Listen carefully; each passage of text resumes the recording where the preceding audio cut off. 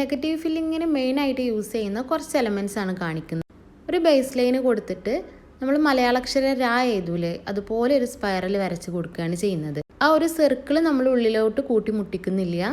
ഇനി ആ കൂട്ടിമുട്ടാത്ത ഭാഗത്തുനിന്ന് അതേ ഷേപ്പിൽ തന്നെ കുറച്ച് ഗ്യാപ്പ് വരുന്ന രീതിയിൽ നമ്മൾ ആ ലൈനിലേക്ക് ഒരു കർവി ലൈന് വരച്ച് കൊടുക്കുന്നുണ്ട്. ഇനി ആ ഗ്യാപ്പ് വരുന്ന ഭാഗം നമ്മൾ ഫില്ല് ചെയ്ത് കൊടുക്കുന്നുണ്ട്. പുറത്തൊരു ഔട്ട്ലൈന് കൊടുത്തിട്ട് അവിടെ ഒന്ന് ഫില്ല് ചെയ്ത് കൊടുക്കുകയാണ് ചെയ്യുന്നത്. അടുത്തതായിട്ട് ഒരു യു ഷേപ്പ് വരച്ച് കൊടുക്കുന്നുണ്ട്. സെൻട്രലായിട്ട് ഒരു ലൈനും കൂടി വരച്ച് കൊടുക്കുന്നുണ്ട്. എന്നിട്ട് ആ യുവിൻ്റെ എൻഡിൽ നിന്ന് നമ്മൾ ആ ലൈനിലോട്ട് കണക്ട് ചെയ്ത് ഒരു വി ഷേപ്പ് വരക്കുകയാണ്. മുകളിലും നമ്മളൊരു വി ഷേപ്പ് വരച്ച് കൊടുക്കുന്നുണ്ട്.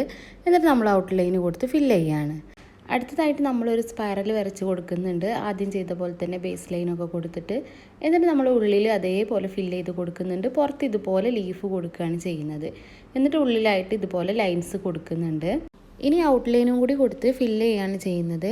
ലാസ്റ്റായിട്ട് നമ്മൾ ഫ്ലവറാണ് കാണിക്കുന്നത്. സ്പൈറൽ കൊടുക്കുന്നുണ്ട്.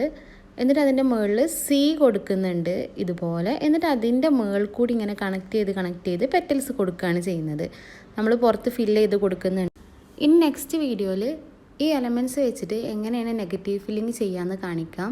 ഏതെങ്കിലും ഡിസൈൻസ് ചെയ്ത് കാണിക്കണം എന്നുണ്ടെങ്കിൽ കമൻറ്റിൽ പറഞ്ഞാൽ മതി, ഞാനത് ചെയ്യാം കേട്ടോ.